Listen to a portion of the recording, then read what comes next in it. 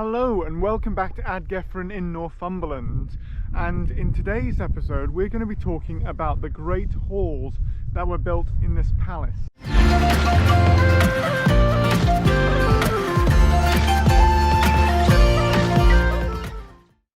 Now at the start of the summer the Ad Gefrin Trust came and they cut into the ground to show the layout of the size of some of the halls. So right now I'm actually walking inside of the layout of one of the halls right here. Now when Brian Hope Taylor was excavating around this area, he was massively impressed because as he was digging he discovered halls right here on the site of Ad Gefrin, and these halls were absolutely huge. Now previously people thought that there was an element of hyperbole when it came to these halls and things like this, because they were looking at stuff like Beowulf, they were looking at the stories from Norse legends, stuff like that. When you look at the sort of halls described in the stories about Valhalla and the Norse gods, they're seen as massively hyperbolic, and especially when you have to look at the ones described within the stories of the Norse gods, they are definitely, you know, way beyond anything that was built at that time. But when he was digging here, he suddenly found a hall that could have been like Herod, which is the hall described in Beowulf. So when they discovered this hall, suddenly you've got a new understanding of this period of time, of this period that people previously had called the Dark Ages, the early Middle Ages, where these massive halls were constructed. And when they're constructed here, he found a series of halls, starting off first of all near the pagan site over there, where you had a pagan temple, and followed on by a hall next to it, to then the halls being constructed on an east-west pattern. And there were a number of halls, some of them absolutely huge, with up to 300 square meters of space on the inside. On top of this as well, the post for some of these halls went down nearly 2 meters into the ground. So you had these gigantic halls with huge amounts of structure, and they would have been absolutely huge for people walking through this valley to suddenly see as they came along here. When they were constructed as well, these also were accommodation. People lived inside of these.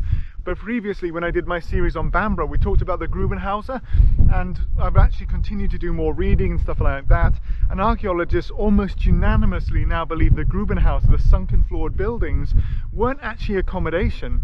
They were industrial buildings. And so because of that, when they find the Grubenhauser at places like Bamborough, that suggests an industrial site. And also recently, Durham University's just been digging over there in this part of the site, and when they've discovered just over there on that side of the site, they've found a Grubenhauser or a sunken floor building over there, which shows there were industrial sites connected to the site here at Ad Gefrin. So there was construction going on over there. They also found the remains of a henge over in this direction, just at the base of where Yevering Bell is. And they discovered that there, and that had evidence of metalworking. So again, it's not unusual to find that, where previously the Anglo-Saxons would take over previous sites and they would do things like metalworking in and around that area. Maybe there was a significance where they believed, well, this is a holy site or an important site here, and metalworking was associated as well with an element of spirituality. We can see that with semi-mythological blacksmiths like Wayland and people like that. So the Anglo-Saxons would connect mythological characters like Wayland the Smith with those sites, and they would start constructing in those areas. So when you've got these halls, they are accommodation. People are eating and drinking in here, but they're also places where they sleep as well. And we can see that with legends like Beowulf, where when they arrive at the hall, they're welcomed by the king. And when they're welcomed by the king at night time after they've eaten and drank, they fall asleep underneath the tables and in around the tables. And then the monster Grendel comes into the hall and commits murder and basically hammers Beowulf's warband and actually kills a great deal of them. So when you see that, these halls are places where people are communally living, then they're working in and around the landscape, they're moving out here, and then in the later period, in stage 3C and 4, we actually see additional halls being built. So there's much more accommodation on the site now where people are living here. And you see additions of annexes added onto the halls, which are interpreted as individual bedrooms or rooms, especially when you put them in context of a lot of the Norwegian and Danish halls that you see across in well, across in Scandinavia. And on top of that as well, you also see secondary halls. So you can understand quite a substantial population living here full time, maintaining the royal estate. And then when the king and his warband turn up, they can then settle into the landscape, they can settle into these halls, be entertained here, they can collect their taxation, they can collect their power, and the king can hold court here. And so it doesn't matter if it's Ealhthric, if it's Edwin, if it's Oswald, or possibly even Oswiu. These kings are using this site, and they've got their grand halls here where they can meet. And from earliest times, where you've got the hall over there next to the pagan temple, right through to the significance of these huge halls, the grandstand and the palisade enclosure that you see, and really brings this site of Ad Gefrin into huge historical focus. The halls here are the living space, they are the important location where people are actually living inside of, eating inside of, and meeting together. The interesting thing is, and I talked to a local archaeologist about this because I was reading the reports, and when you see foundations going up to 2 meters deep, the archaeologist's name is Roger Mickett. He works closely with this site and was actually involved with Durham University's excavation just this year. And just to date this video, it's September 2021.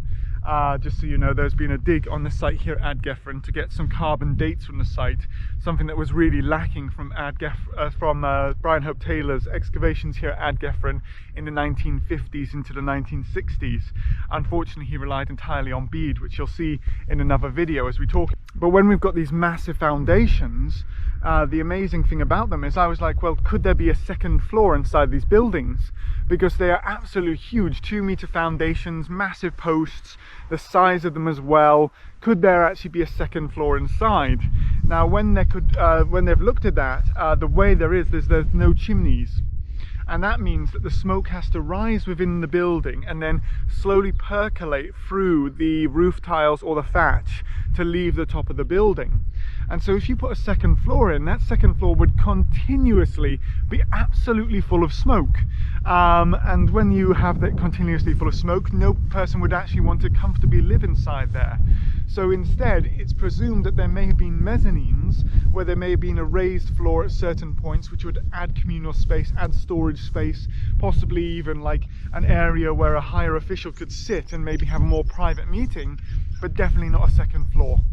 So I hope this brings to life the halls here at Ad Gefrin and gives you an idea of what these were like, these massive halls that were constructed on the site, and numerous halls, from the halls over there to 4 halls in this location, 6 halls on this location right here. And you can also just get a sense of what it would be like for these kings to gather here, and how suddenly this semi-mythological site of Herod in Beowulf suddenly becomes much more realistic when you find something like this up here in Northumberland with Ad Gefrin and 300 square meters of space right here inside the hall. So thank you so much for joining me today. I hope you've enjoyed the video.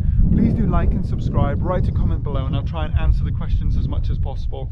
And alongside that, if you would like to support me on Patreon, please do, because it does help to create the videos. In the meantime though, stay safe and well, and I hope you join me for another video in the near future. Thank you very much.